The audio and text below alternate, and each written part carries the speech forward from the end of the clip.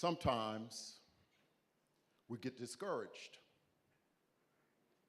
and feel our work's in vain. But then the Holy Spirit, the spirit of our coming together in a place like this, revives our soul again. Welcome.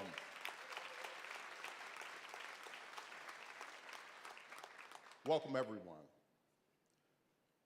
The Apollo Theater, WNYC, and March On proudly present A Burning House, MLK, and the American Experiment.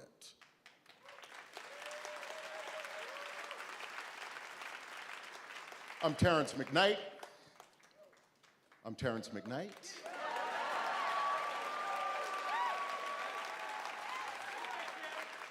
And I'll serve as your master of ceremony for today's program. We ask that you share your experiences with the world using the hashtag WNYC MLK. Now it's my pleasure to bring to the stage, please welcome to the stage, the executive producer for the Apollo Theater, executive director, Ms. Camilla Forbes.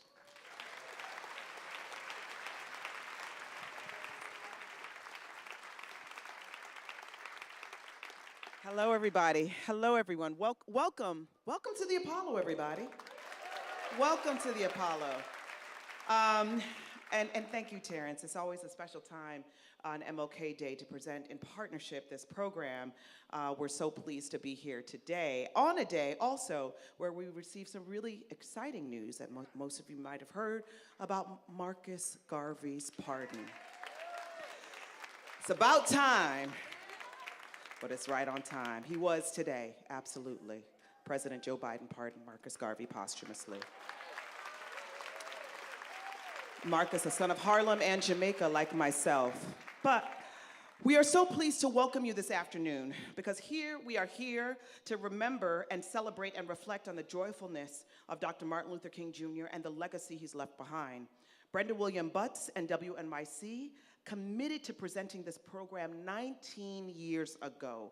And this is a partnership that Apollo has been a part of for well over 13 years and is a major staple of our own community programming.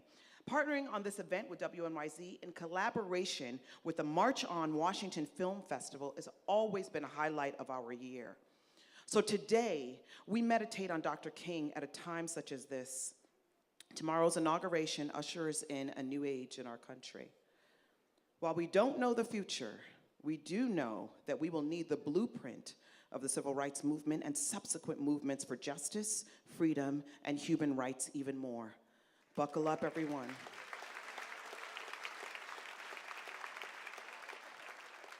So as I listened to Dr. King's speeches, I was struck once again by how we are using the same exact language in 2025 that King, Young, Abernathy, and others used in 1957, over 68 years ago.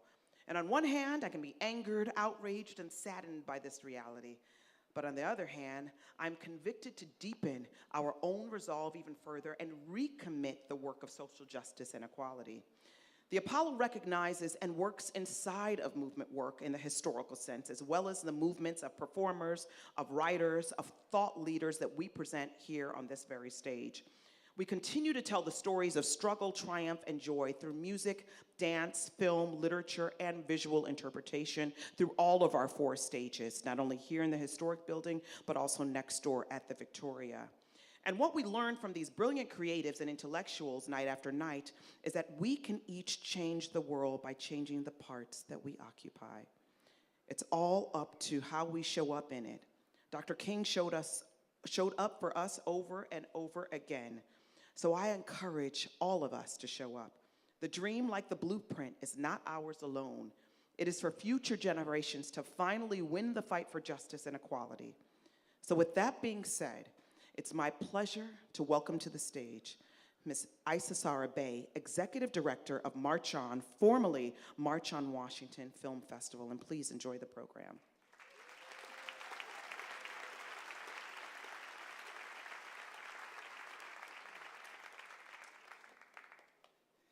Giving praise to the source of all life and honor to the 7 directions, north, south, east, west, above, below and within, and to the cycle of life of African ancestred peoples, those who have gone on before, those living, and those yet to be born.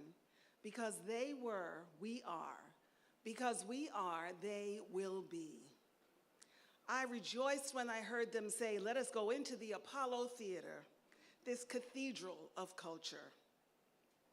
The title of today's program was taken from a conversation between Dr. King and his good friend, Harry Belafonte, when King said, I have come to believe that we are integrating into a burning house. When James Baldwin wrote The Fire Next Time, he took his title from an old spiritual, God sent Noah the rainbow sign, no more water, the fire next time. It referred to the flood that destroyed the known world and the promise that water would not again be used as the means of destruction. These fiery metaphors have resonance today. Many anticipate this new administration with feverish foreboding. Nations are engulfed in war. Large sections of the country are consumed by wildfires.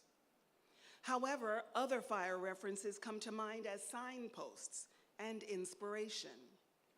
In Buddhism, the burning house refers to the unsafe nature and suffering of human existence, and to the need to be liberated and enlightened. It says we must do the rigorous inner work toward individual and collective enlightenment. That reminds me of Dr. King's beloved community.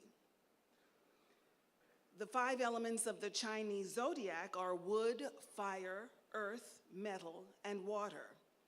They exist in a cycle, one creating or controlling the next. Wood fuels fire, which burns and creates earth, which forms metal, which channels the waters that nourish the planet, and so on. The cone of the jack pine tree has a thick exterior covered in resin. During a wildfire, the intense heat melts that resin.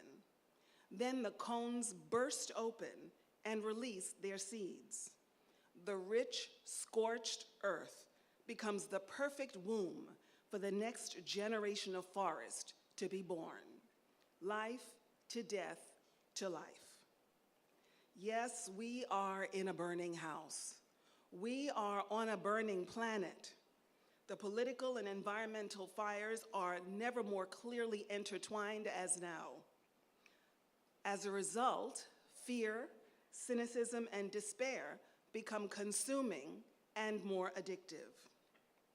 But since what we focus on expands, do we dare raise our sights to envision and create a present worthy of our forebears' sacrifices?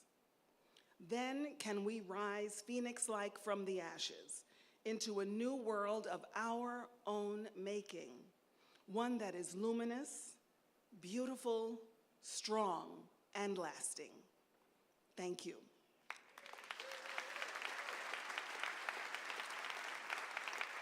And now it is my honor to welcome the President and CEO of New York Public Radio, LaFontaine Oliver.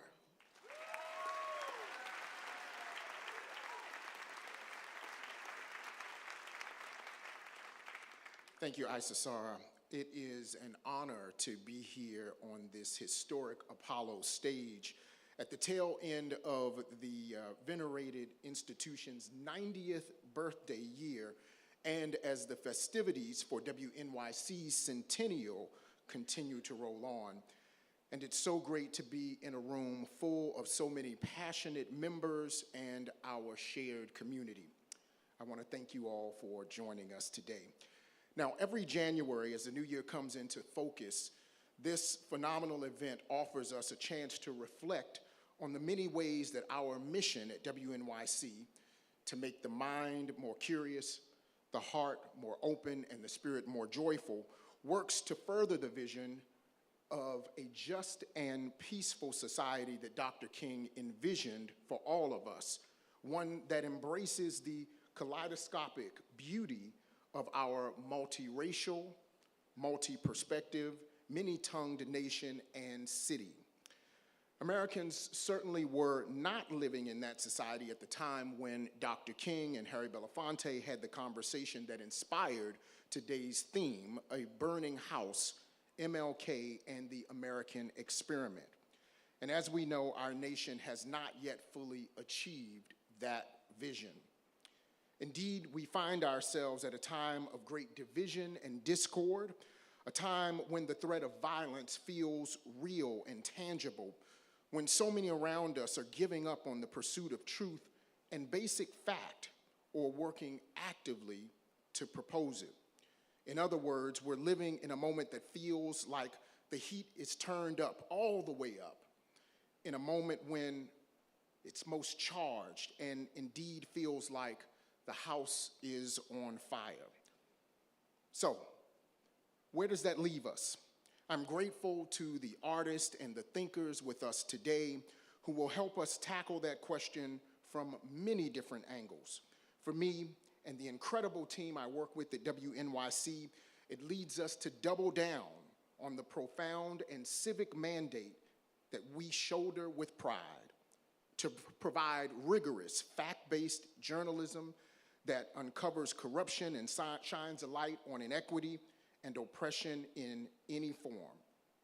This is what we do every day on WNYC, on our digital news site, Gothamist, and on our classical music platform, WQXR. And we couldn't do it without the community of listeners, readers, and members who support our work every single day. So, I want to give a big shout out to everyone who is already a part of the New York Public Radio community, and an invitation to join us for those who do not yet tune in. You can tune in on your dial at 93.9 FM and AM 20, and online at WNYC.org. Okay, we have a wonderful program coming up with some of New York Public Radio's great hosts serving as our guides, so get excited. We have Michael Hill, Janae Pierre, the incomparable Brian Lehrer, and of course, you've met him already, Mr. Terrance McKnight. But up next, it is an honor for me to pass things off to our Chief Diversity Officer, Brenda Williams, who co-founded this event 19 years ago and who soon will be moving on from New York Public Radio after nearly 3 decades of tireless service. That's right. Now, the scripture tells us that he who wishes to be first must be last in service to all, and I can tell you that Brenda embodies this. As I said to a group of senior staff members just about a week or so ago, she is a force of nature. Quite frankly, she is just different. And as we know, a difference, to be a difference, must make a difference. And Brenda has made a difference in our organization, in this community, and she has made a difference to me personally. Brenda, we are all better because you walked this path and you shared your brilliance with us. And today, I want to give you your flowers. Brenda, would you join me on stage? Brenda, thank you so much for everything. We love you, and we are going to miss you.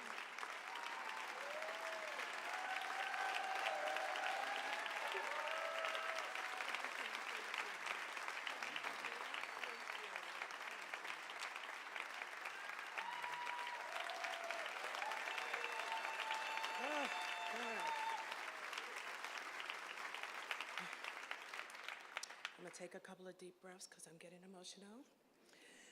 Thank you, LaFontaine, for your kind words and your leadership. Good afternoon, everyone. Standing here on this historic Apollo stage, rich with the legacy of resilience, art, and activism, feels deeply fitting as I reflect on nearly 30 years at New York Public Radio. This event co-founded with Brian Lehrer 19 years ago, holds a special place in my heart.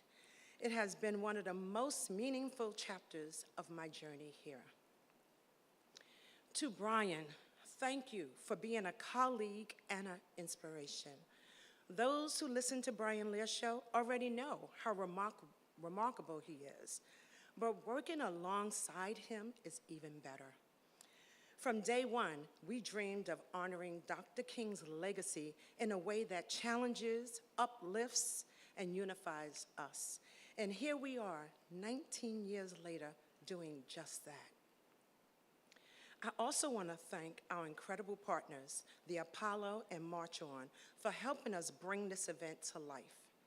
Collaboration is the essence of what Dr. King stood for, and your partnership reminds us of that. Together, we've created some powerful events that feel like a warm family reunion, but also demands we take a hard look at our world and recommit ourselves to that work ahead. To Maxie Jackson, you have been an incredible colleague and a phenomenal content partner for 16 of these 19 years. From our early days at the Brooklyn Museum to where we stand now, what we have achieved is a testament to your passion, dedication, and brilliance. To Sophia Edmondson, my right hand for the past 6 years, thank you for your unwavering partnership. You've been a rock, a steady presence, and a fantastic producing partner for this event. I could not have done it without you. To all my colleagues who work at the station and on this event, I've been incredibly blessed to work alongside such talented, kind, and dedicated individuals. I carry so much gratitude in my heart for all of you. Reflecting on my time at New York Public Radio, I am grateful. I've worn many hats here, leading community engagement and audience development, and serving as our first ever DEI leader. Each role has taught me something new and deepened my belief in the power of connection and community. This chapter of my life has been a blessing, but as I step into what I like to call semi-retirement, because I'm not the sit still type, I do so with a full heart and a clear purpose to continue serving, mentoring, and building bridges, just as I have here. So before I go, I want to leave you with this Dr. King once said: faith is taking the first step even when you don't see the whole staircase. Starting this event 19 years ago was one of those steps. And now, as I take another step into the next chapter of my life, I know that same faith will guide me and all of us towards a brighter, more just future. Thank you.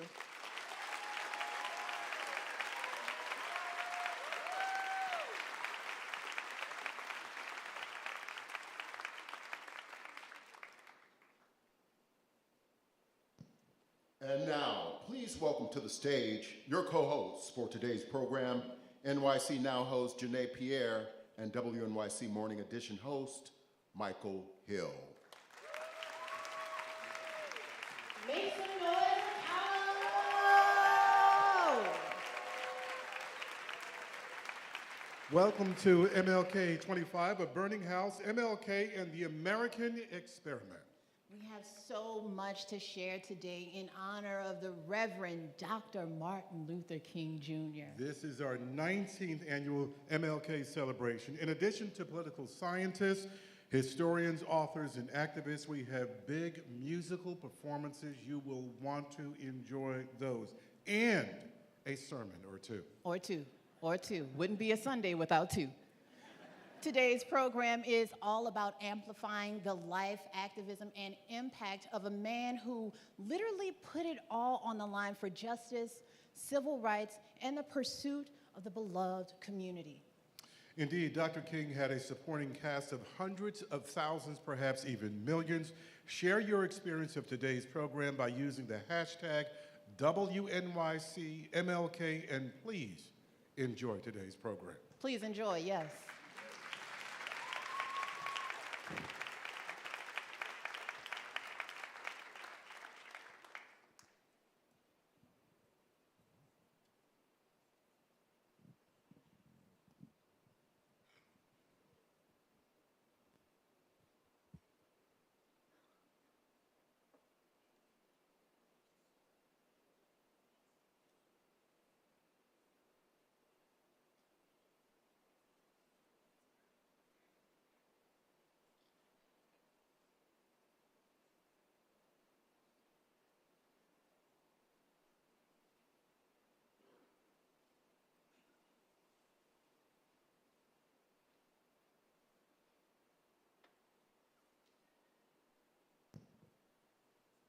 In January of 1965, Dr. Martin Luther King Jr., the Student Nonviolent Coordinating Committee, known as SNCC, and the Southern Leadership Conference, SCLC, were engaged in peaceful demonstrations for voting rights in Selma, Alabama.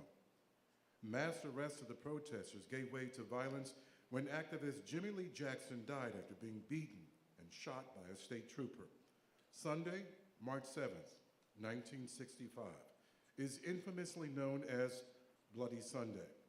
This demonstration marked the first of 3 attempts to march from Selma, Alabama to the state capital of Montgomery. State troopers attacked demonstrators amidst cheers from white residents. King would lead a second symbolic march over the Edmund Pettus Bridge, later called Turnaround Tuesday. When law enforcers instructed the marchers to stop, King instructed all to kneel in prayer. King would lead thousands on March 3rd, another march, 54 miles over 5 days.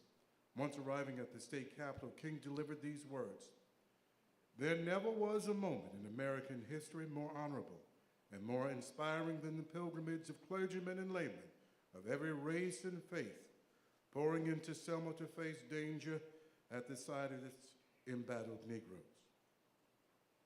60 years later, we honor the March on Selma that resulted in an opportunity for President Lyndon Baines Johnson to engage Congress on voting rights and get the Voting Rights Act passed speech.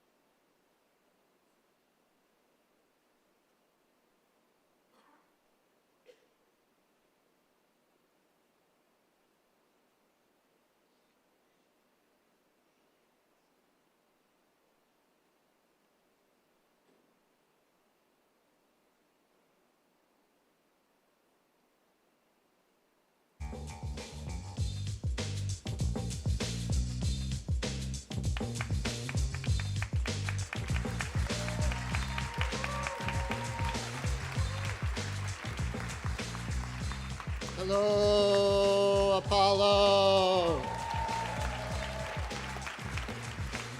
It is such an honor to be welcomed back to the Apollo stage. Thank you all. Thank you, everybody. First of all, give yourselves a round of applause for coming out in the snow. The fact that the tickets were free probably made it easier to say, no, I'm not going to go out and spend $30. And so let's hear it for yourselves for the commitment. I also want to send the love back to Brenda Williams. I didn't think she was going to mention me when she was out here, and that was extremely generous. But, you know, the people who work behind the scenes never get the glory, and Brenda has just been a force for 28 years at WNYC for programming, for justice, for treating her colleagues with respect and love. Brenda, all the admiration and good luck in that next chapter. On my radio show, in conjunction with WNYC Centennial, we're doing a series called 100 Years of 100 Things. And we're framing the conversation that we're about to have in the context of that. We're up to thing number 60 in that series, which we'll call Almost 100 Years of Martin Luther King and his quest for freedom in New York City and elsewhere in the North. I'll say that again. Martin Luther King and his quest for freedom in New York City and elsewhere in the North. And I say almost 100 years because Dr. King was born on January 15th, 1929, and he would have turned 96 this past Wednesday. So we'll take the liberty of a little bit of rounding to include this in the series. With me on the stage will be, come on out. Joining Brian on the stage, A Burning House, MLK, and the American Experiment, please welcome Jacqui Lewis, author of Fierce Love,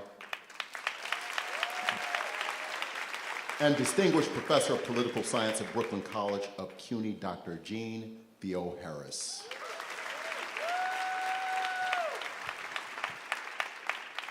Right, and a little more about them. As her Brooklyn College bio page states, Dr. Jeanne Theoharis is the author or co-author of 11 books and numerous articles on the civil rights and Black Power movements and the contemporary politics of race in the United States. Two of them will be most relevant to this conversation, one that came out in 2003 called Freedom North, Black Freedom Struggles Outside the South, 1940 to 1980, and a brand new one that is just about to be released called King of the North, Martin Luther King Jr.'s Life of Struggle Outside the South.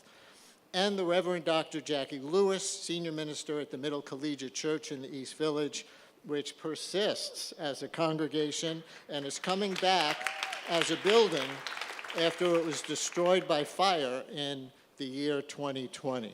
Something Reverend Dr. Lewis will describe from her bio is being an 8-year-old kid in Chicago when Dr. King was killed, and how pivotal that was to shaping the direction in her life.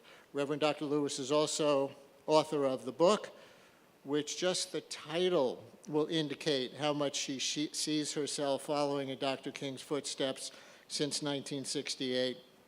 It's called Fierce Love, a bold path to ferocious courage and rule-breaking kindness that can heal the world. Fierce Love came out in 2021. So audience, please welcome Dr. Theoharis and Reverend Dr. Lewis.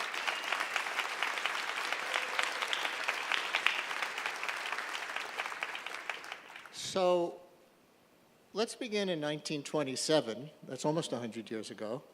King is still 2 years from being born. But Dr. Theoharis, you wrote an op-ed in the New York Times a few years ago that began with Donald Trump's father being arrested at a Klan rally in the year 1927. Where was that Klan rally? It was right here in New York City. And so I think remembering both Fred Trump, but the presence of what some people talk about as the sort of second wave of the Klan in the early 20th century really has its heart in the North, in the Midwest, in the West Coast, and Fred Trump is part of that, and their signature accomplishment is the 1924 Immigration Act that puts quotas on immigration. What was Fred Trump arrested for, and what was a Klan rally doing in New York? He was arrested for, I think, a disorderly charge. They were, I think part of what the Klan was doing was making its presence and visibility known. And I think we want to think about Fred Trump not just in that moment, but we fast forward 50 years and the Department of Justice files suit against the Trump organization for systematically discriminating against Black tenants and taking federal money to do so, right? Much of the housing that that Fred Trump builds in the post-war period is with federal money, and yet it largely excludes Black residents, and we can think about places, particularly in Brooklyn, where that happened. Now I'm going to jump ahead to when Martin Luther King was 21 years old, so that would have been 1950. Mm-hmm. You've written about the story of King and some friends being refused service in a bar. Yeah. But it wasn't in Georgia or Mississippi or Alabama, but in New Jersey. Right. Can you tell a little of that story? So remember, Dr. King graduates from Morehouse, and then he goes to Crozier Seminary in Pennsylvania. And him and some friends have gone out to this bar in Maple Shade, New Jersey, and they asked to be served, and they are refused. New Jersey had recently passed an anti-discrimination law, and so King and his friends cite that law, and the owner kicks them out at gunpoint. But I think a second aspect of this experience that is so pivotal to young Dr. King is the fact that some University of Pennsylvania law students go and test the place because King and his friends are going to file a lawsuit based on that anti-discrimination law. And so these white University of Pennsylvania law students test the place, they are served, and then when push comes to shove, they back down. And so I think Dr. King has both a a learning experience, many learning experiences, both in Pennsylvania and Boston, of segregation being a national problem, not a regional problem, but also the kind of limits of Northern liberalism at home. These students decide it's not good for their career, and so they won't testify, and the case doesn't go anywhere. Your Times article that began with the arrest of Fred Trump was headlined "How New York City Became the Capital of the Jim Crow North." Right. Why do you give New York that inglorious distinction? And I'll bite, in your opinion, how did it earn that title? So I think we want to remember that in many ways, the tools of school segregation began in places like New York City and Boston before the Civil War. The tools of excluding black voters began in states like New York State before the Civil War. So part of what we're writing about in that piece and thinking about the Jim Crow North is thinking about the way that the North actually leads and in many ways develops the tools that the South will then expand and perfect. I also want to jump ahead to Dr. King. Dr. King will call New York City's segregated schools the most difficult in the country. Why? Why? Because the segregation is so pervasive and black activists, including Dr. King, are constantly being gaslit and said, oh, no, we don't have segregation here. That's a problem in Alabama. That's a problem in Mississippi. Or you're being unreasonable. One other nerdy fact for everyone, the biggest civil rights demonstration in the country is not the March on Washington in '63. It's the New York City school boycott 6 months later in February of 1964, where almost 500,000 students and teachers stay out of school. This is 10 years after the Brown decision because New York City still does not even have a plan for school desegregation, much less school desegregation. The New York Times calls that school boycott unreasonable, reckless, and violent. Martin Luther King writes a piece 2 months later in the Amsterdam News celebrating the school boycott, talking about it as a harvest of conditions that had not been addressed, and how the school boycott is a good tool for exposing, as he writes, the thin veneer of Northern racial self-satisfaction. And you've written about King being focused a lot on the issue of policing Absolutely. in the North. For example, after the police killing of 15-year-old Jimmy Powell, which led to a 6-day uprising here in Harlem. Yep. What was King's involvement in that? So Mayor Wagner then invites Dr. King to the city. He thinks that he's going to bring Dr. King to quiet people down. That is not the case. King has a series of meetings with Mayor Wagner where he insists that the officer should be disciplined, that they need a real, robust civilian complaint review board, that they need jobs for young people, that they need real school desegregation. Wagner rejects all of it. And I think this is a really pivotal moment as we get to the holiday tomorrow, because Dr. King experienced the ways that Northern officials, Northern liberals, rejected him when he called out their own segregation, but 5 months later, when he gets the Nobel Prize, Mayor Wagner celebrates him, gives him a big party at the Ritz, but doesn't listen to anything he's saying regarding New York City. Next stop on the timeline, 1968. And now we pivot to our other guest. Dr. King is, of course, assassinated in Memphis, obviously in the South.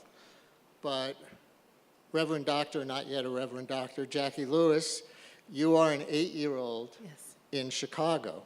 Would you give us some more detail of where you were and what your life was like at that time, and describe a little of what you experienced after April 4th, 1968? April 4th, 1968, I'm a 5th grader. I've skipped a grade. My mom and dad have raised us that education is the thing that's going to save us. They've exposed us to Dr. King's teachings, and I'm on a field trip out in the suburbs And we get back on the bus to go back home, and my teacher, Dr. Smith, who grew up in Mississippi with my mother and her sister, is devastated, he's crushed, he's crying, and we find out that Dr. King is dead. And, you know, Chicago was a place where lots of African Americans had immigrated to the north, and so it was like Mississippi North, and it erupted in fear and violence, shooting, fires were burning. It was a really sad and scary day. And those fires frightened me as a child. I hid under my bed from fire and gun shooting. But I felt that day that I was called to be a drum major for peace. It's a very personal sense of calling. And I tell that story now. As we know, the whole nation's gonna quote a lot of Dr. King stuff, but especially I Have a Dream.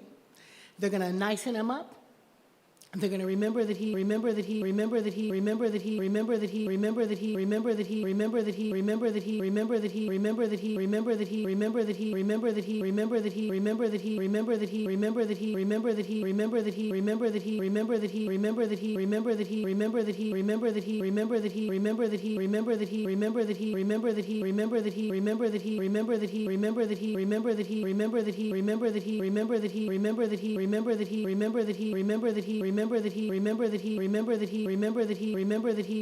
a breach repairer. Wow.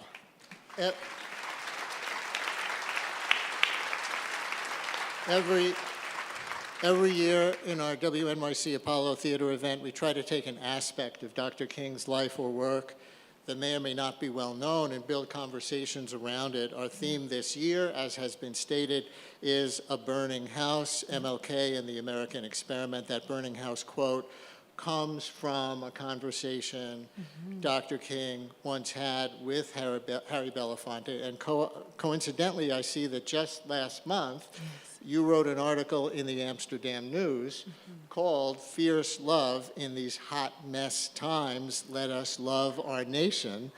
That was largely about that exchange with Belafonte and how you think it's been misunderstood. So would you like to read or paraphrase the quote? I have the quote here if you want me to just read through it, but you can just describe it and talk about how you think it's been misunderstood. Thank you so much, Brian. It's such an unpublished and misunderstood quote. In fact, Jeanne and I were talking about this a little bit earlier today. I don't think that Dr. King wanted to be a firefighter, but he understood and was afraid, he said, I fear, to his friend, Harry Belafonte, that I've integrated my people into a house on fire. Have y'all heard that quote? I've integrated my people into a house of fire.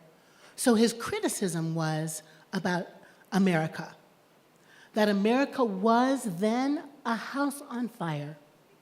And surely he was alluding to the crosses being burned all across the South, again in the name of the white church, the Klan, white supremacy, but on fire with bigotry, on fire with injustice, on fire with a determined sense of keeping people out, not just black people, but black people outside of justice, Chinese people outside of justice, Jewish people outside of justice, Latinx poor farmers outside of justice, that America was built to prop up whiteness. Y'all know when I say whiteness, I mean white supremacy, white ideology. And that inside that, all of our freedoms burn. Our justice burns. We can't make it, we can't survive.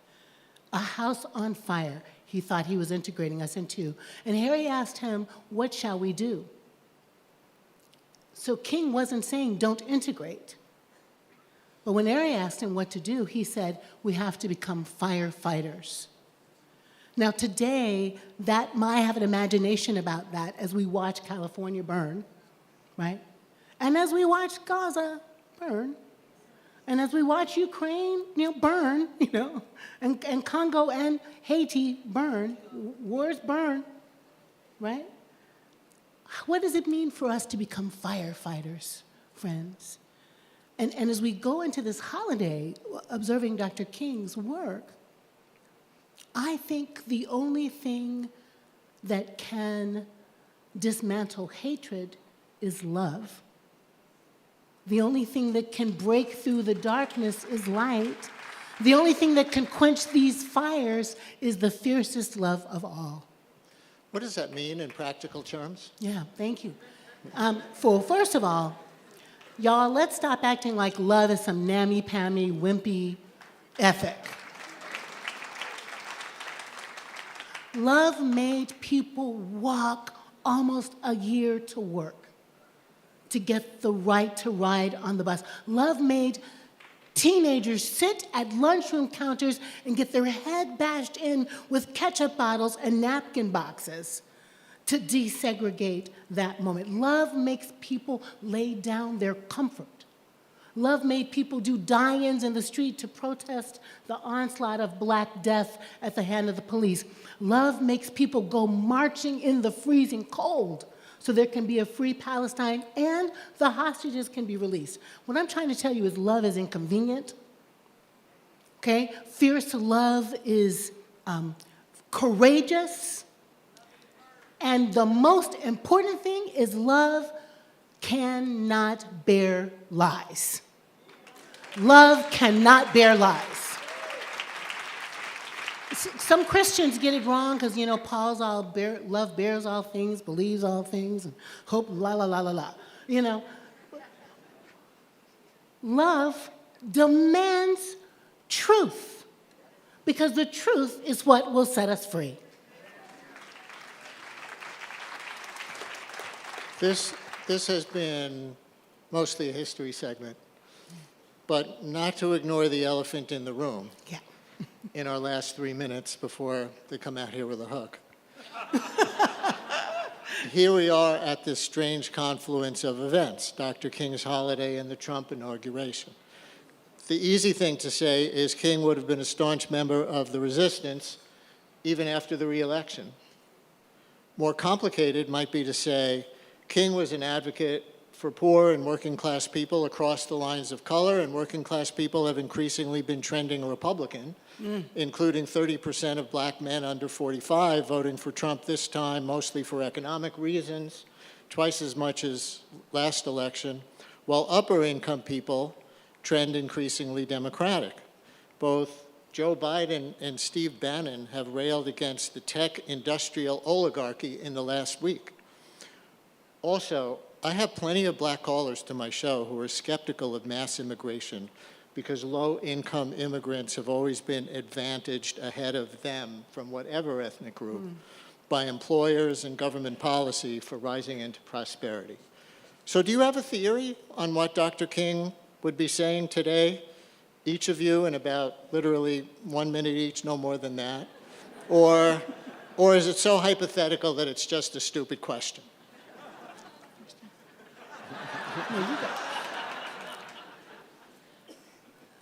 I think Dr. King would also remind us of the fire closer to home, which is the politics and policies of New York City.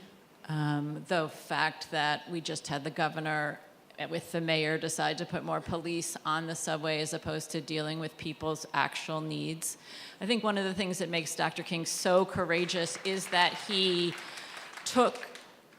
called out Northern liberals to be liberal at home. He protested both the Democrats and the Republicans, and so I think that he would be asking us to both look at Washington and look at New York City. That's really good, Jeanne. I'm glad you went first. Two things. One is King might reiterate love correcting everything that stands against love. And I'm paraphrasing that, so I'm going to say justice correcting everything that stands against love. That we can't be talking about love and there's injustice. When we're protesting, we say no justice, no peace. I'm going to say no justice, no love, no justice. They go together. And justice is clear. We know what it looks like, so let's not pretend. Let's do that. And I think the second thing is that he would remind us that we're inextricably connected. You know, that was his way of talking about Ubuntu. I am human because you're human on the planet. We're inextricably connected, woven in a garment of humanity. I can't be fully who I am until you're fully who you are. Even the Republicans, damn it, we're connected to them too. But I think because we're connected, we're responsible to tell each other the truth. So I'm going to go back there. We don't pretend like this craziness is truth. We don't pretend like it's not crazy. We don't pretend like the injustice is just. We don't pretend like the bigotry is good. We don't pretend like the economy works. It does not work. So we have to be honest about it and call each other into account to build a just society. Dr. Theoharis will be back on stage with Michael Hill for a one-on-one. For now, please thank Dr. Theoharis and Reverend Dr. Jacqui Lewis.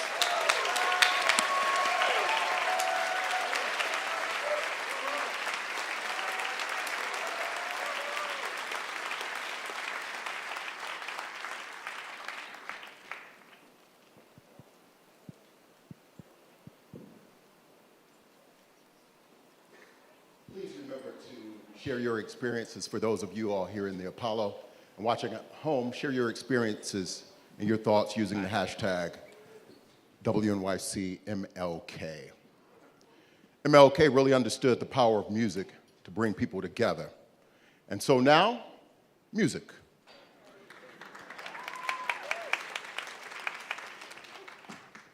Please welcome to the Apollo, all the way from Harlem,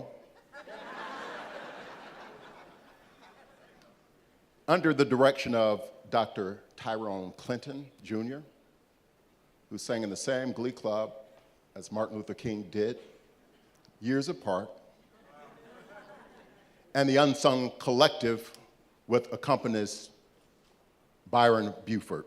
Give it up for Unsung Collective.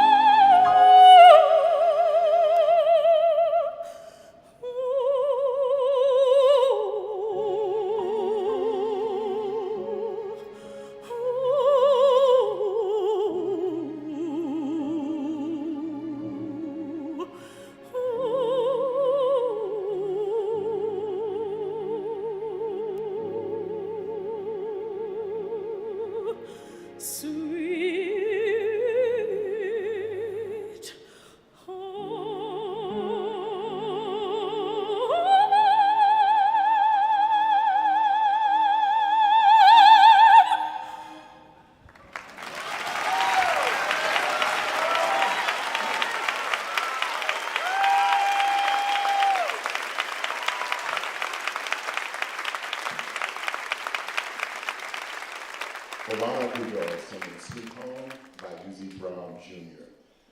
This is A Burning House, MLK and the American Experiment. Up next, we welcome to the stage the Executive Artistic Director of the National Black Theater Incorporated. Please welcome Jonathan McCrory.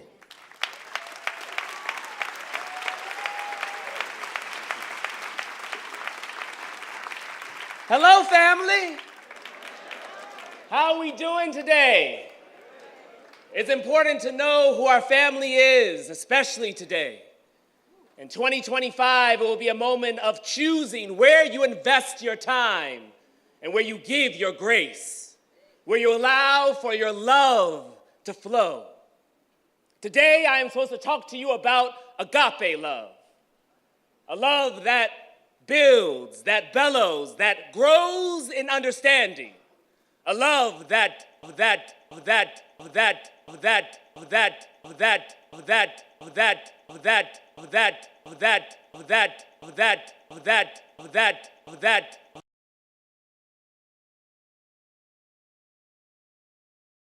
held us with grace. And what if that mother that we need to be held, that is holding us is the Mother Earth? Now, what conversation do we need to have with Mother Earth now?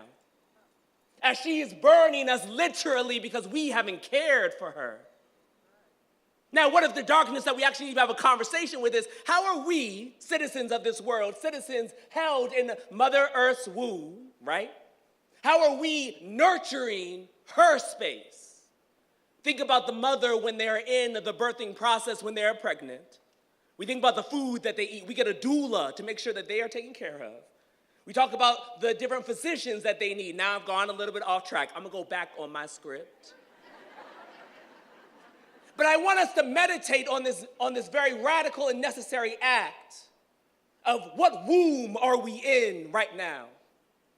Because possibilities are forged in a womb. You are birthing yourself every single day you wake up. You are birthing yourself even right now, allowing your synapses to be in relationship to a new idea, to a new concept, to new people, to a relationship of being next to each other. If you can imagine, a couple of years ago, this idea would never be possible. A couple of years ago, this would have been a radical, dangerous act. But right now, we stand, we find, we forge, we found innovation inside of what was called darkness to create possibilities of gathering.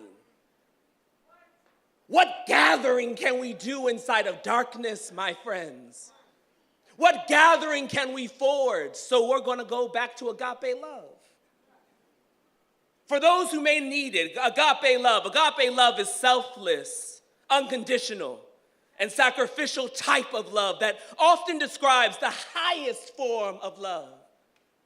Whenever I speak to somebody, I think of the 4 elements of who they are. There's your mental self, your physical self, your emotional self, and is guided by the spiritual self. My goal is to speak to all 4, but I know that you will only give me one.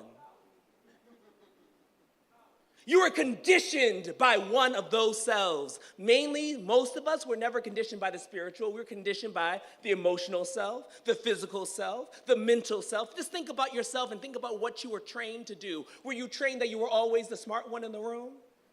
Were you trained that you were always the beautiful one in the room? We were trained to be guided by the emotions that you were able to transcribe.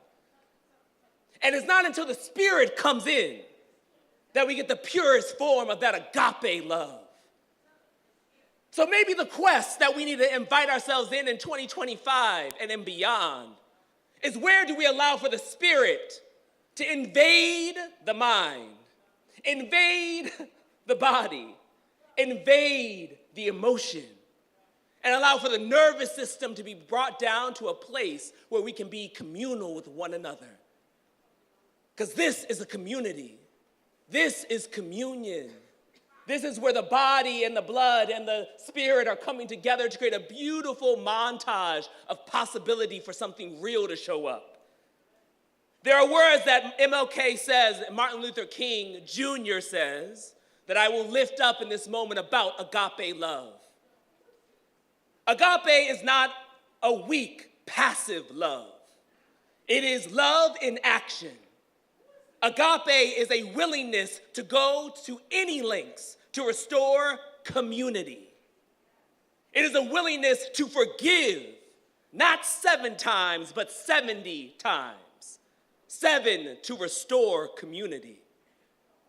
If I respond to hate with a reciprocal hate, I do nothing but intensify the cleavage of that broken community. I can only close the gap in a broken community by meeting hate with love. When will you choose love over hate?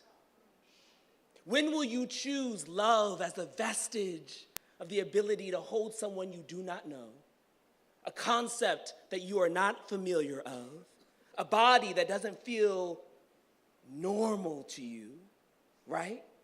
and come in conversation with the glory that we are all just human. There was this beautiful moment, and I'll say this on Instagram, where a teacher was trying to give a concept, and they were trying to uplift MLK, and they had this beautiful moment around M&Ms. I don't know if anyone saw this, it went viral. And she had all her students eat the M&Ms. And she was like, she gave everyone an M&M. She had just the red ones and the green ones. And she said, everyone who has red M&Ms, they are better than the ones in green. And the kids started crying. They're like, I'm still good, I'm not better, da da da. And then she said, I want everyone to bite in the inside of the M&M. And then she asked the question, is anyone different in the inside? Is anyone less tastier on the inside? So if we are all but just a shell of some idea, but in the inside is a glory that is beautifully delicious, how can we get past the shell of our divisive society and get to the glorious, delicious inside that will allow for me to love you, for you to love her, for her to love him, for him to love them, for they to love whoever they choose.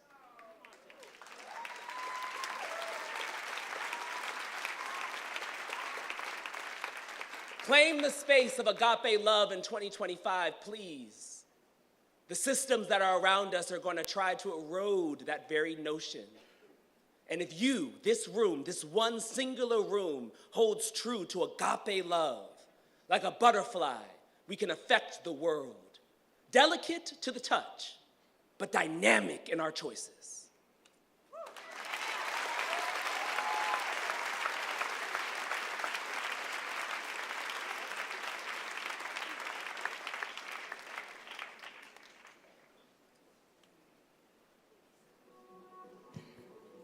And now let's welcome back to the stage WNYC's Michael Hill and scholar, author, Dr. Jeanne Theoharis.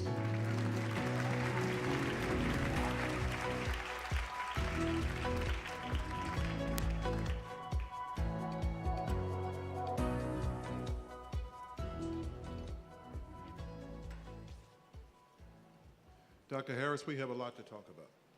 We sure do. Oh, a whole lot. The title of your book, your latest publication, King of the North. That says a whole lot. Yeah. Why this title? So it's coming out in March, so just so people know, it's not out yet. It was a journey for me because about 18 years ago, I started doing research on the Black freedom struggle in LA before Watts.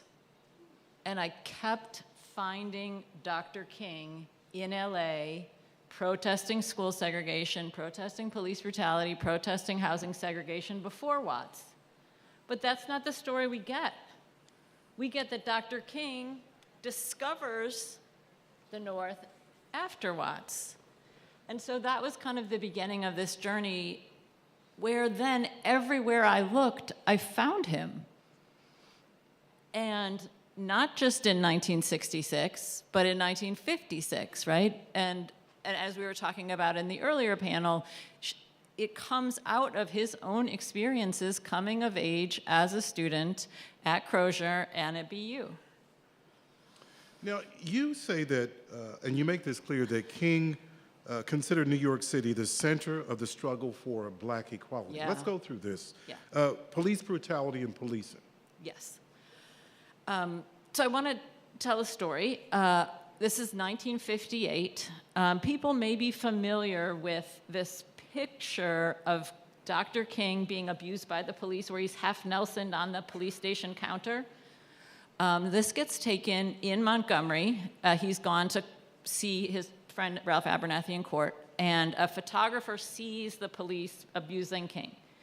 And this is one of the first times that we know of that a photo of police brutality makes it into the mainstream news.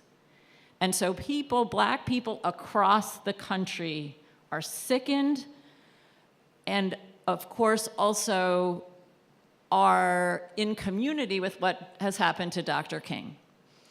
About 2 weeks later, he comes here to New York City, and just down the street, in front of the Hotel Teresa, he speaks at an evening rally, and he highlights two crucial issues for the movement, not just in Montgomery, but in New York, which are police brutality and school segregation. And that night, he shares his own experiences a couple weeks earlier. And Dr. King has numerous experiences of police brutality and police overreach. And so one of the things that I think we can see him that night down the street, but then carrying forward over the next decade, is making common cause, and people in New York, in Chicago, and LA making common cause with King because of those shared experiences of police brutality and police overreach. Jobs and multiracial unions? So Dr. King calls 1199, and I bet most of us know 1199, right? 1199 in the House, his favorite union. And Dr. King is introduced to 1199 in 1959. 1199 is started by Jewish pharmacy workers, but almost from the beginning is interracial, and in the mid-50s decides it's going to organize the lowest paid hospital workers, which are predominantly Black women and Puerto Rican women who are working as orderlies in hospitals in New York City.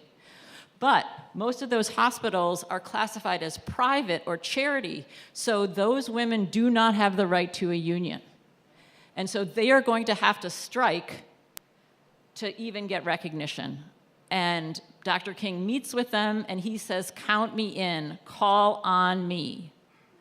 And so he supports that strike in 59. He supports they strike again in 62. Just another fun fact, the only union that Malcolm X speaks in front of is 1199 in 62, because Malcolm and Dr. King admire Leon Davis, who is the head of 1199 at that point. He goes to jail because he breaks an anti-strike injunction. And it is in 1199 that, and his work with 1199, that Dr. King really starts to see the connections between the experiences of Black New Yorkers and Puerto Rican New Yorkers, and that multiracial vision, again, that we often associate with his last years actually begins much, much earlier. What about King's work when it comes to calling out injustices in New York City? Right. So over and over and over, we have King in this city calling for a liberalism that doesn't just rise up in anger about something happening in Alabama or something happening in Mississippi, but a liberalism that calls out when somebody is denied a job or denied housing right here in New York. And over, we see Dr. King saying, variations of this same thing, which is a liberalism that's liberal at home. And one of his favorite, you and I were talking about this beforehand, Dr. King has been trapped in I Have a Dream, but one of his favorite phrases in the early 60s is all here now. We want all of our rights, we want them here, and here is anywhere in the country, and we want them now.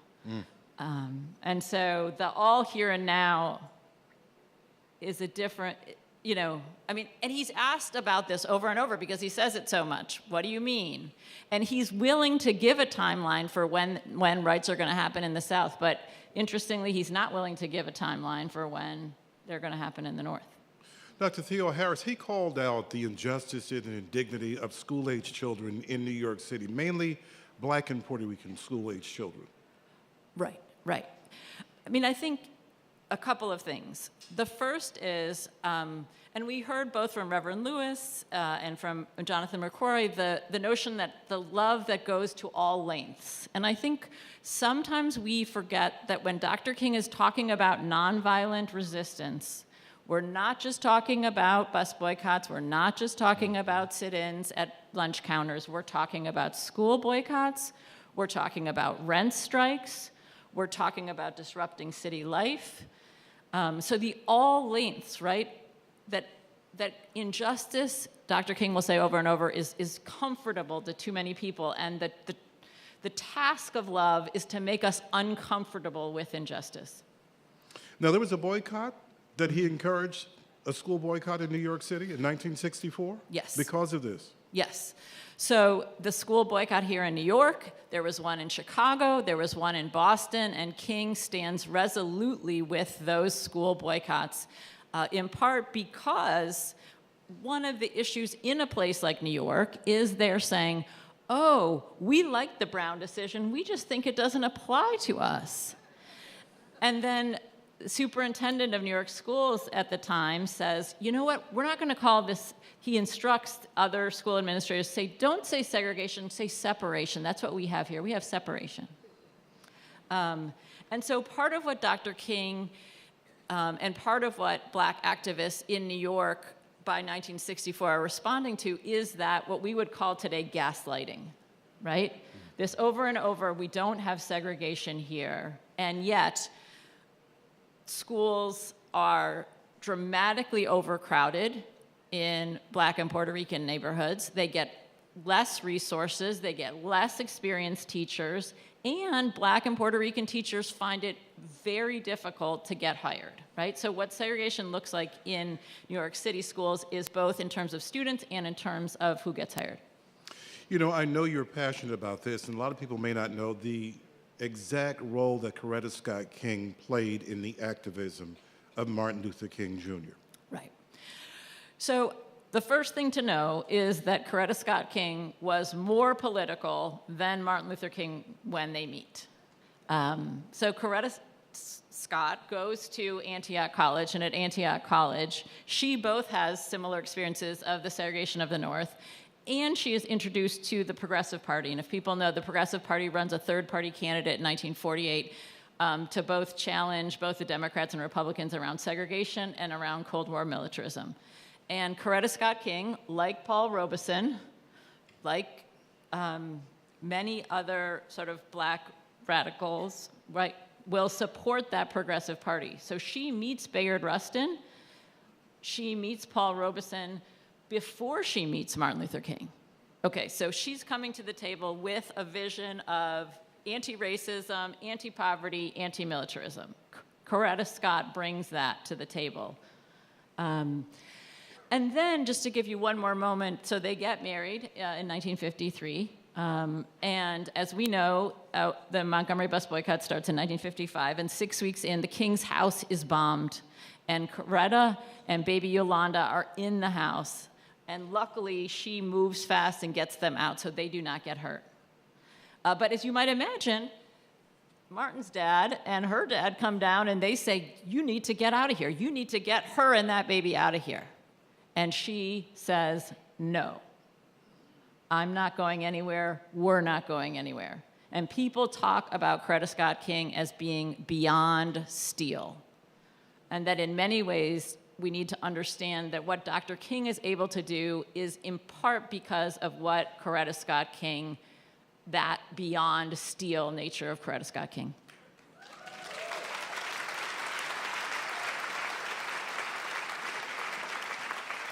Our guest is Dr. Jeanne Theoharis, the title of the book, King of the North.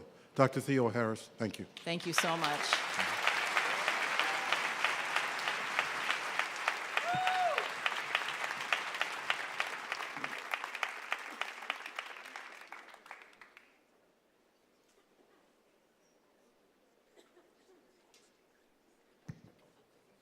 In August of 1965, President Lyndon B. Johnson signed the Voting Rights Act of 1965. Months earlier, he delivered a speech to a joint session of Congress, informing lawmakers of his intent to get this legislation through. He noted two things. First, the sole purpose of the act is to correct a wrong. Second, he promised swift and immediate action to ensure the right to vote. He concluded, the time for waiting is gone.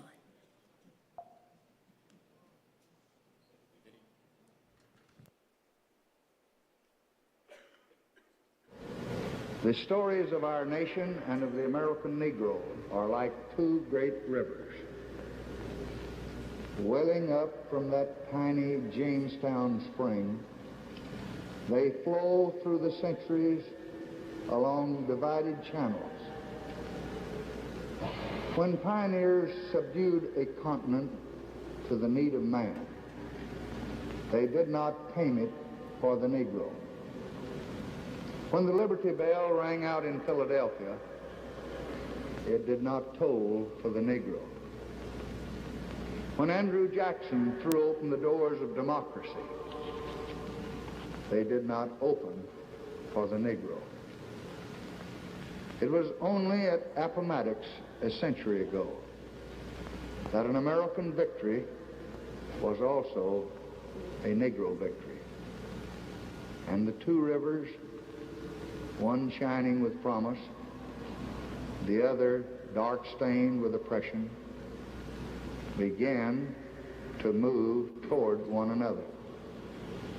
Yet for almost a century, the promise of that day was not fulfilled. Today is a towering and certain mark that in this generation, that promise will be kept. In our time, the two currents will finally mingle and rush as one great stream across the uncertain and the marvelous years of the America that is yet to come.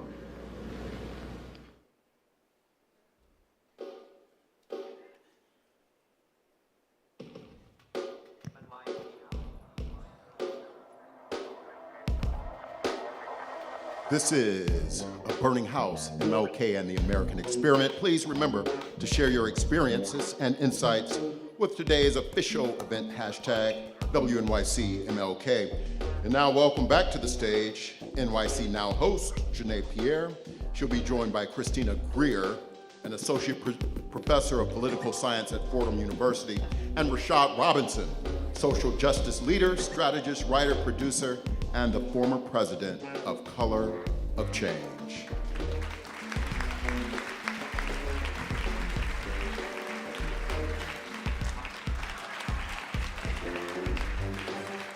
You gotta do that, gotta do that.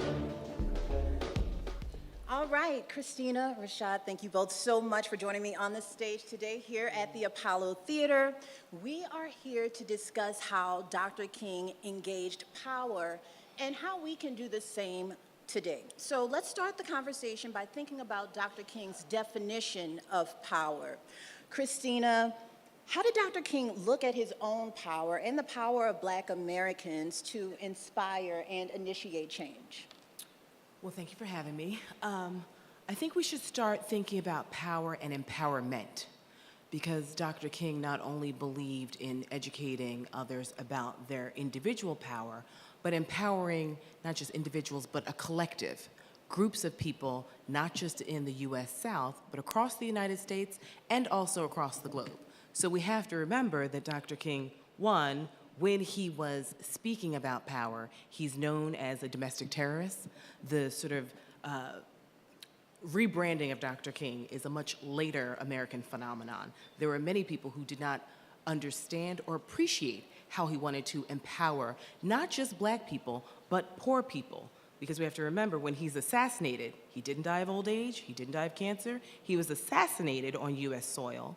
He actually was trying to mobilize poor people writ large, not just in the United States, but to help them think about the struggles of those in the South, in the United States, and abroad. Yeah. So his definition of power was expansive and inclusive. Yeah. Today's theme is shaped around Dr. King's remarks of America being a burning house, and how his efforts to bring more people into that burning house, those people being recognized and treated as full citizens of this country.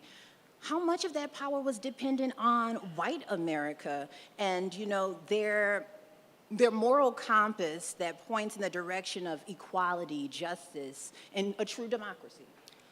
Well, I did quite a bit of reading, not the popular readings of Dr. King, getting ready for today, and the lives, legacies, and histories of white America and Black America are inextricably linked. And so, as my grandmother would say, it's a sin and a shame that so much of Black history is not taught, because the legacy of Blackness in this country, the trials, tribulations, and the triumphs, are also linked to white America as well. We don't exist in a vacuum. We didn't just drop here from outer space. And so for King to understand, our advancement is not just dependent on, but it has to be in conjunction with a certain Enlightenment understanding from white America if we're ever to progress, since we are all Americans. Some have more of a mandatory prefix than others, but our lives and our livelihoods are intertwined. Yeah. You know, we all know Dr. King as an inspirational leader, a fighter, a speaker, and so much more. But I'd like to focus now on Dr. King's role as a strategist, right? Now, Rashad, what kinds of strategies might Dr. King find most effective in a political moment like the one we're in right now? Yeah, I mean, I think when we think about the moment we are in right now, where so much of what is happening is not just a result of, let's say, a single man who might be inaugurated tomorrow, who's going to be inaugurated tomorrow. It is about a network of enablers. It is a network of enablers, corporate America, media, all the ways in which so many are profiting off of what is happening. And as long as the profit incentives are there, we will continue to see folks that shouldn't disappoint us, will disappoint us, because we shouldn't be disappointed by the fact that racism is deeply profitable in America. And as long as that is the case, I think if we think about sort of the work that Dr. King did, and I think sometimes we can become almost enamored by the public display of, like, let's say, a march, right? And then we see people trying to recreate marches every so often over and over again, but not thinking about the power dynamic behind the march. It wasn't simply that people marched, they marched to places and on people for which marching actually meant something. So, you know, when folks did the March on Washington, that march was incredibly important because that was a time in which marching on Congress actually meant something. People didn't travel the same way. People were actually in DC. You were actually facing down power. Today, we actually need to be thinking about who we march on, and that has to look different. We should be taking our marches to ExxonMobil, to Bank of America, to all the institutions that every single day profit off of our inhumanity, who play in our face constantly, day in and day out. Because they're not nervous about disappointing us. It actually doesn't necessarily matter day in and day out what we do. So I fundamentally believe that Dr. King would be focusing on the infrastructure and the institutions that continue to put us in harm's way every single day. Yeah.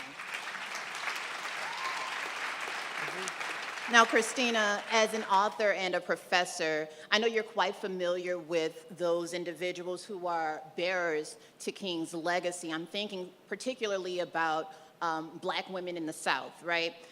Will you tell us about some of the ones who really studied his strategic playbook as we continue talking about his strategies here and how they put it to good use? Right, so I just published a book called How to Build a Democracy, from Fannie Lou Hamer and Barbara Jordan to Stacey Abrams. And I'm thinking about this idea of inside and outside politics. So people who do more activist politics and people who do more traditional policy-making of politics. So a Fannie Lou Hamer and a Barbara Jordan. I argue that Black women are the keepers of not just the Democratic Party, but also democracy writ large. And so there are many Black women that we've heard of, or we should have heard of, in our studies, whether it's Septima Clark or Ella Baker or Fannie Lou Hamer. But we can't forget about the hundreds, if not thousands, of Black women who were domestics at the time, excluded from Social Security and the New Deal, women who were teachers and nurses. I mean, obviously we think about Rosa Parks, but you know, Rosa Parks is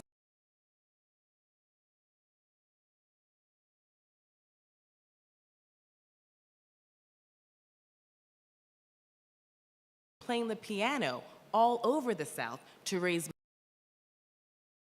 Unthinkable odds and who are made to feel powerless. Unthinkable odds and who are made to feel powerless when the fight becomes unbearable or goes on for too long. So I'm wondering, and this is for both of you, for those feeling that way today, how do you imagine Dr. King would advise them on what to do to engage with their power? You know, every single day we have an opportunity to get involved, to join in something bigger than ourselves. I don't think change and opportunity is a story of the past, but it's a phenomena of the present, and it's a phenomena of the future. And if we don't take an opportunity to actually get involved in something bigger, then we are sort of missing that chance. In fact, what's happening tomorrow is an invitation for all of us to do more. It is an invitation for us to be able to raise our voices in new ways, to use our money in different ways, to think about our vote in different ways, to have conversations in our communities and our neighborhoods in different ways. Our opponents are welcoming us to an invitation to do something more and something bigger. What's happening in terms of the backlash and so much of what we're seeing and so much of the progress is a direct result of what we're winning. In 2020, right, racial justice in many ways became a majoritarian issue, right? When many people thought the best that could be done was clap outside of windows and uplift investigative journalism, it was racial justice that drove people to the streets. It was racial justice that led to the uptick in voter registration. It was racial justice that moved people to action, forced corporations to make all sorts of statements that they never had any intention of delivering on, but they actually made it because people were standing up and speaking out. And what they did was they tried to wait us out, because the tide went this way and then they wanted to wait us out. And so the question is for all of us is, how do we consistently build so they can't wait us out anymore? And so we can never mistake presence for power.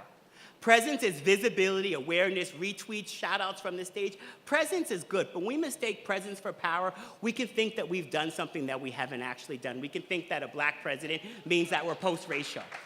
We can think that the internet's stopping because one of our celebrities announces a new album. That's great. But America can love, celebrate, and monetize black culture and hate black people at the same time.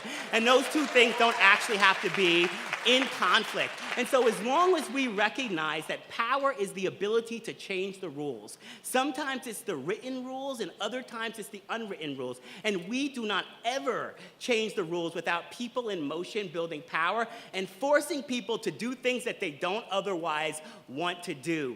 That is our opportunity, and tomorrow is our invitation to do something more. I love you. Would you like to piggyback on that?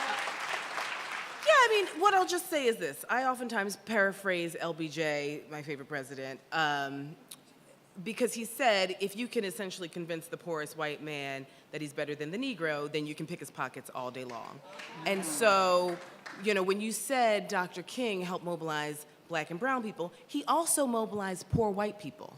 And the backlash has been to convince poor white people that they're better than these new immigrants, that they're better than these old immigrants, that the competition isn't the corporations that Rashad has laid out. The competition, many of them are in the cycle of blaming the wrong institutions for their circumstance and not actually looking at why it is they're in that circumstance. It's not because of new immigrants. It's because of multinational corporations that are shipping their jobs overseas, and the list goes on and on. You know, it's certainly no secret that we are in a time of extreme political polarization, and Rashad, I know you've thought a lot about the role that tech companies play, particularly those that run social media platforms, that they have played in creating and stoking this division that we all have in this country. Tell us how you've taken these companies on in efforts to hold them accountable. Yeah, so, you know, a lot of the work around tech accountability, once again, involves the mobilization of everyday people and trying to figure out what are the solutions.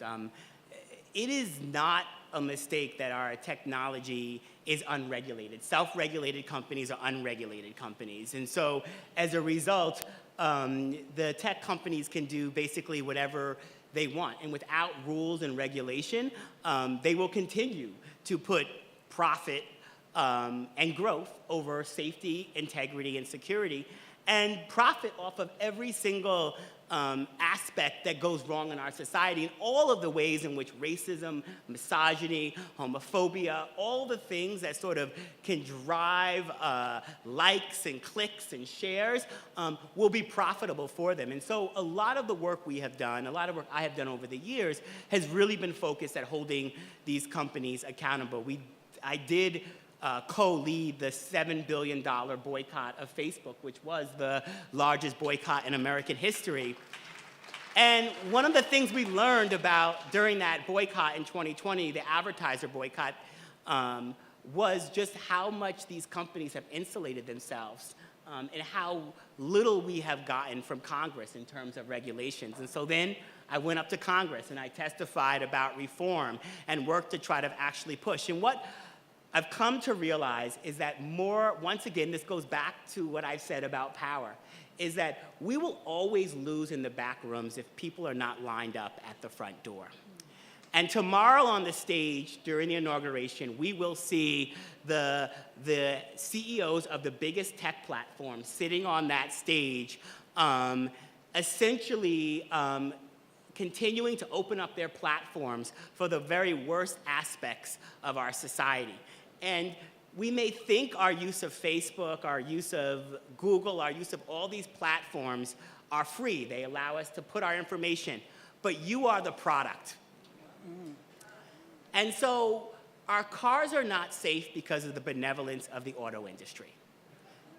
Our food in our supermarkets is not safe because big agriculture has just decided they want to make things safe. It is safe because the American people at one point in time made the type of demands on its elected officials that could not be ignored.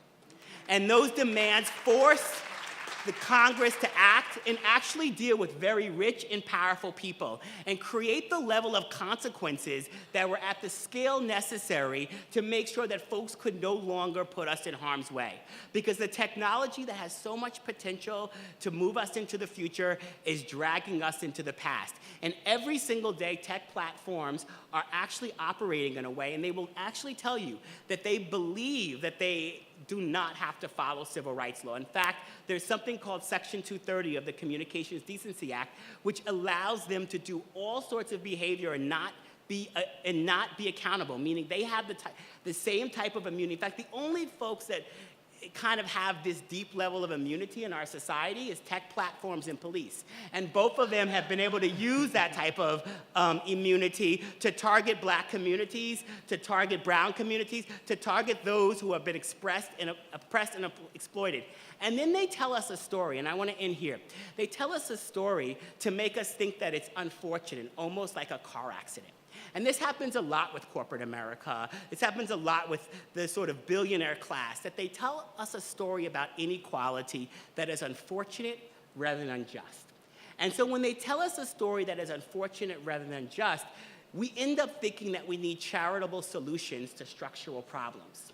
So when they talk about technology, it's like, oh, maybe those black communities just need more literacy on tech, so they can actually do better and not actually share sort of misinformation that's being fed that way. The banks do the same thing. They'll say, maybe they need financial literacy to deal with institutions which have targeted, exploited, and redlined us from the beginning. They'll say black people are less likely to get a loan from the bank instead of saying banks are less likely to give loans from black people. And what you may think I'm saying is actually semantics, but I'm not saying anything that is just semantics. I am saying that when people say black people are less likely to get a loan from the bank, people say, what is wrong with black people? When people say banks are less likely to give loans to, when banks are less likely to give loans to black people, they'll say, what is wrong with the banks? We have to stop this kind of constant engagement of trying to fix black people and black communities and actually focusing on the systems and the structures which constantly exploit us, constantly profit from our pain, constantly put us in harm's way. Our communities are not vulnerable. We've been targeted, attacked, and exploited. And the tech companies are just another form of what's happened over and over and over again, every single generation. And anytime we've won, anytime we have had progress, it is because people have been in motion, people have been built power, people have organized, and people have held not just those who are profiting, but all of those who are enabling accountable, letting no one get away with it and letting no one actually profit in the dark. You have to profit in the light, and we will hold you accountable for it. Rashad Robinson is the author of the forthcoming book, From Presence to Power. And Christina Greer is the author of the recently released publication of How to Build a Democracy, from Fannie Lou Hamer and Barbara Jordan to Stacey Abrams. Thank you both so much for this conversation.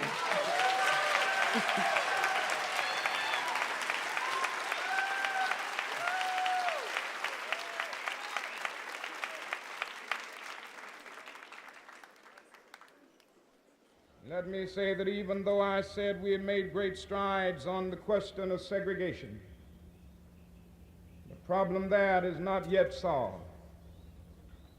Now, it may be true that, as I said, figuratively speaking, old man segregation is on his deathbed, but history has proven that social systems have a great last-minute breathing power, and the guardians of the status quo are always on hand with their oxygen tents to keep the old order alive. And we have to face the fact that segregation is still with us. We still have it in its hardcore forms in some parts of the South.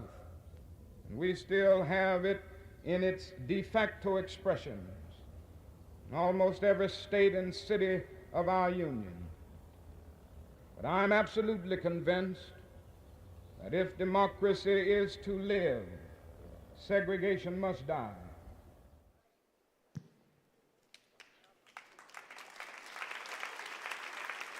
And now we welcome to the stage Irvin Weathersby Jr. He's the author of the book, In Open Contempt, Confronting White Supremacy in Art and Public Space.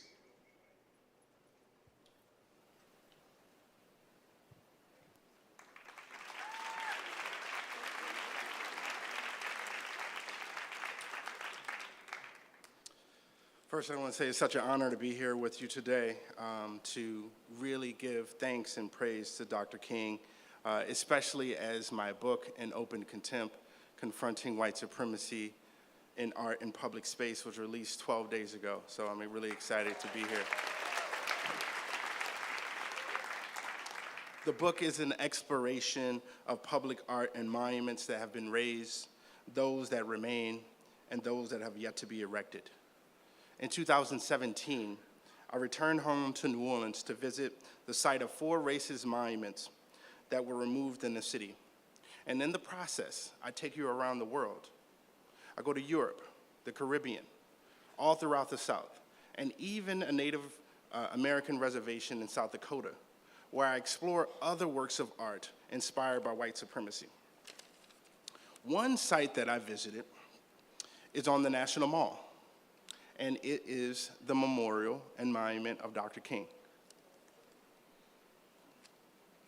As you can see here, this monument signifies significant progress in our country's history, right? It represents this moment where we are now able to talk about equity, right? But I want you to look at his face. I want you to see his expression, and I want you to think about what it suggests. He doesn't seem at ease. Rather, he seems caught deep in thought.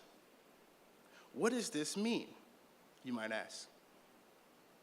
In my eyes, it seems to suggest that he wants us to continue working. He wants us to keep going. As a Morehouse man, this wasn't the first time that Dr. King inspired me. In the book, I describe his incredible influence on me, especially as I walk past his statue in front of King's Chapel on campus every day. As you can see on the right, there's a statue of Dr. King on campus, which sits at the highest place on campus, where he looks out over all of his students. And you can see on the other slide, that's me 22 years ago, Yeah, 22 years ago, I had locks then. And I'm standing there with my diploma, and I'm really overjoyed that I've accomplished what he set out before us, right? His finger forcefully pointed ahead seems to suggest that we have to keep going. And I did. Clearly, symbolism matters and extends beyond the statuary to include the names of our cities and our streets, especially when you consider every MLK Boulevard in America. When you traverse these strips, the sense of community is palpable.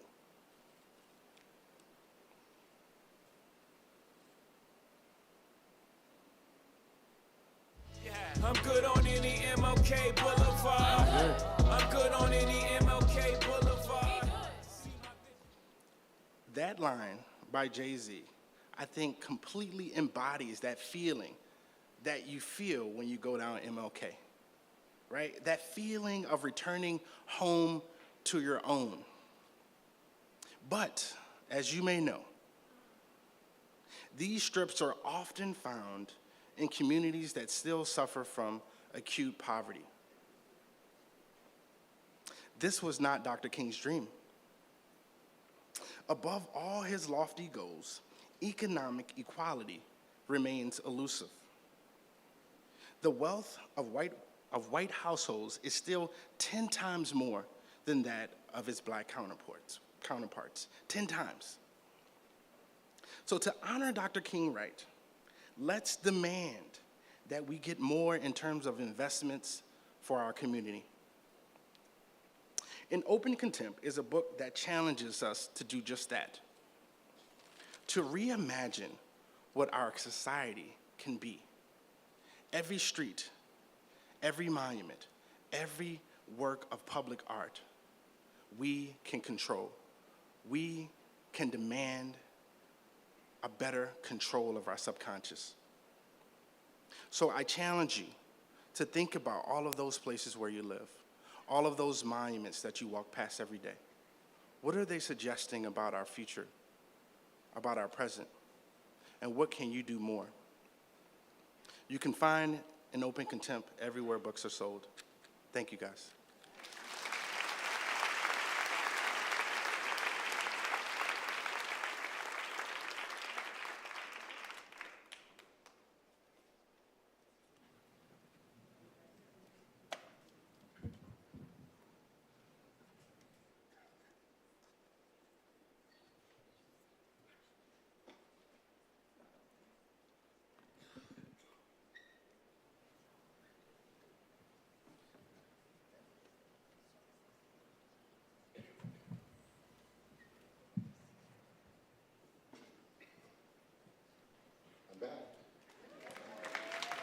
You all are so kind. Thank you all so much for being here. For our final musical performance, we're going to welcome the Fire Ensemble. Now, this ensemble is an intergenerational community pop-up choir that centers BIPOC and queer folk. It's led by its creative director, Troy Anthony. So please welcome to the stage of the Apollo, the Fire Ensemble.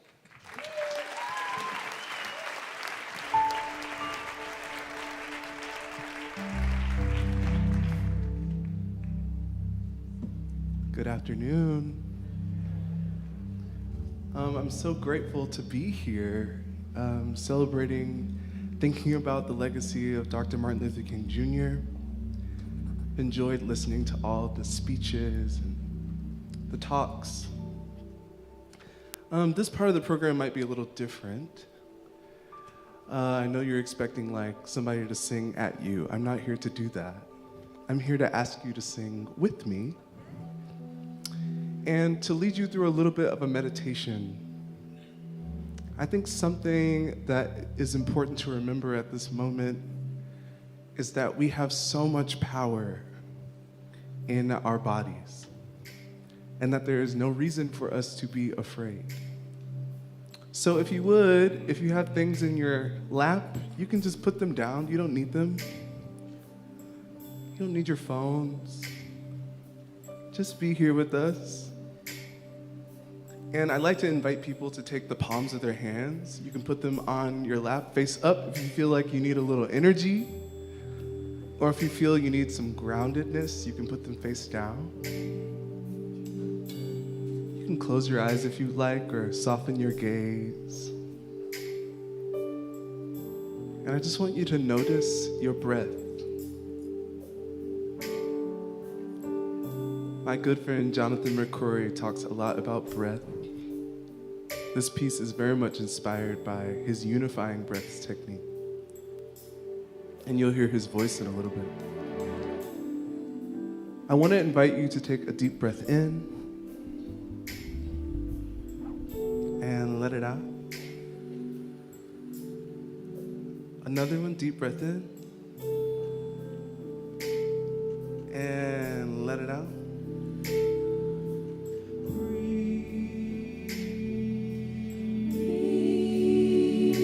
Another deep breath in and let it out. You're doing great. One more deep breath in and hold and let it out.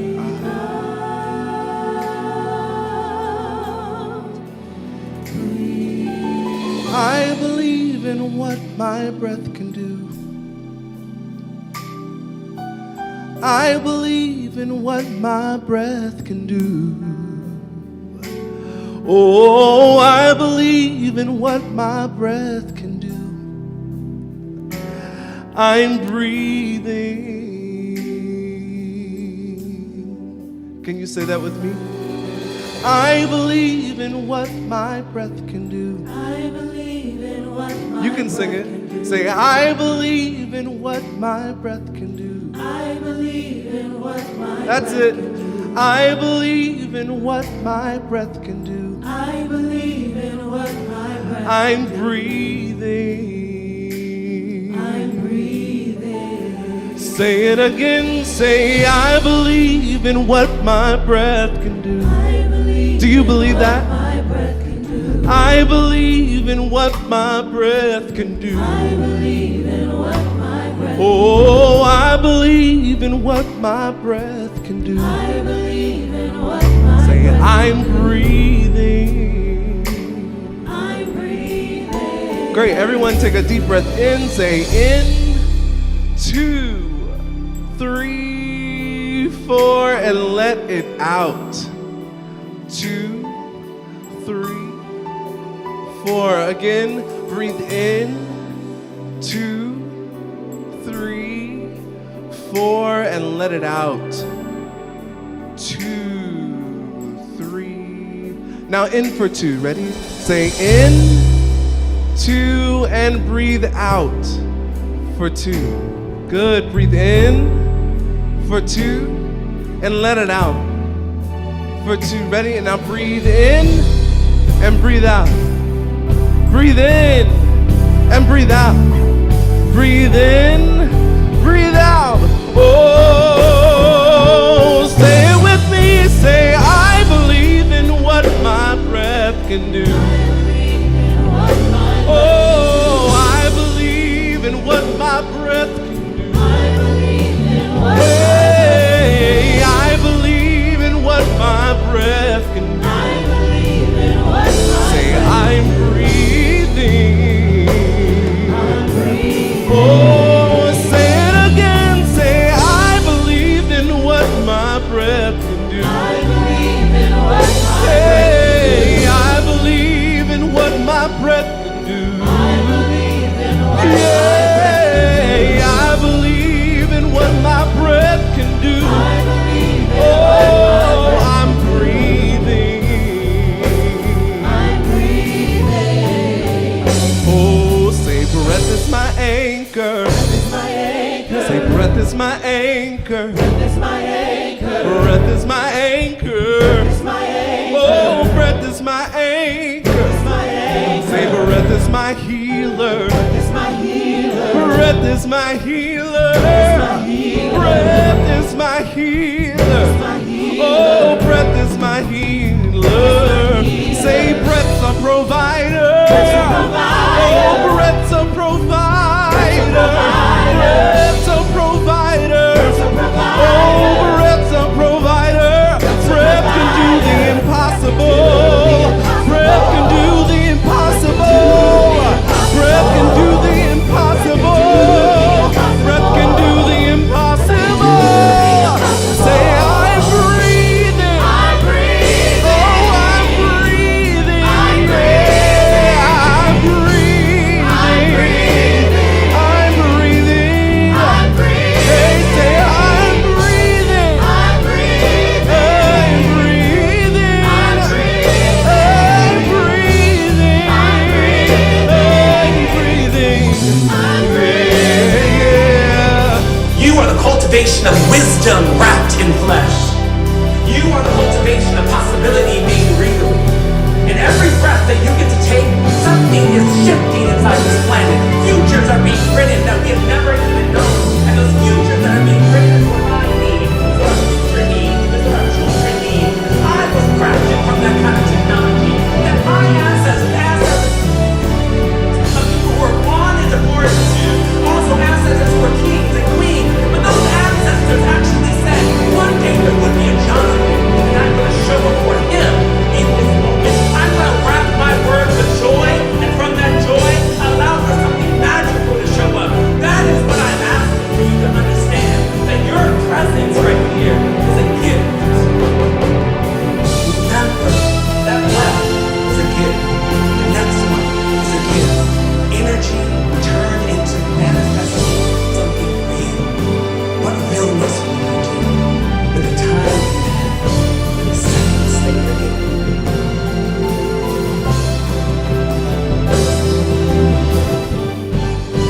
Sing this with me. Say,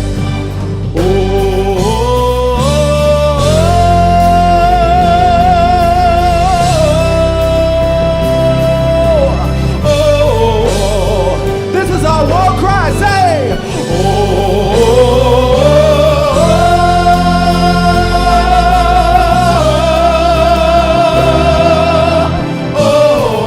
come on, say it louder. Say,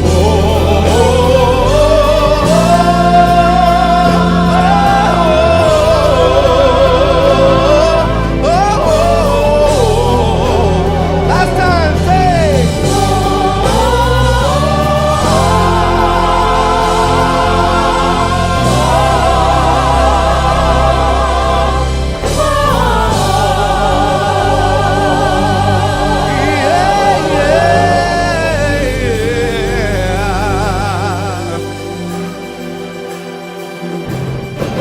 as long as there's breath in my body, I'm not afraid. I'm not afraid. 'Cause I can do all things. I can do all things. Say, As long as there's breath in my body, I'm not afraid. I'm not afraid. I'm not afraid. I'm not afraid. Say, I can do all things. as long as there's breath. Say, As long as there's breath in my y'all can sing along with me. Come I'm on. not afraid. Say, I'm not afraid. I'm not afraid. I'm not afraid. 'Cause I can do all things. I can do all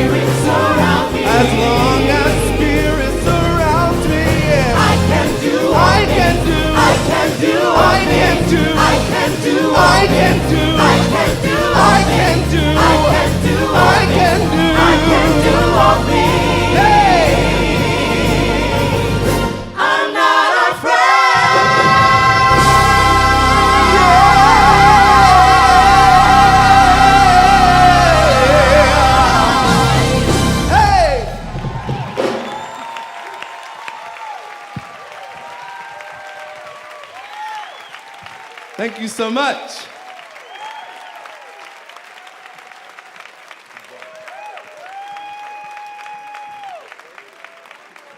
Troy, Anthony, and the Fire Ensemble. This is A Burning House, MLK and the American Experiment. I'm Terrance McKnight. I invite you to join me tomorrow on WQXR for a beautiful symphony of brotherhood, a musical journey in the life of MLK. That's at 8 p.m. on WQXR. Before we go tonight, I'd like to bring back our co-hosts, Janae, Pierre, and Michael Hill. See you all on the radio. Thank you, Terrance. Everyone, I hope you enjoyed the show and the discussions on this MLK weekend. And everyone, on behalf of the Apollo, New York Public Radio, WNYC, and March On, thank you so much for coming out and honoring the Reverend Dr. Martin Luther King Jr. Share your experiences and insights with today's official event, #WNYC MLK. And tune in on Monday morning to the Brian Lehrer Show for a recap of today's program. This has been a burning house, MLK and the American Experience. Thank you. Have a good one.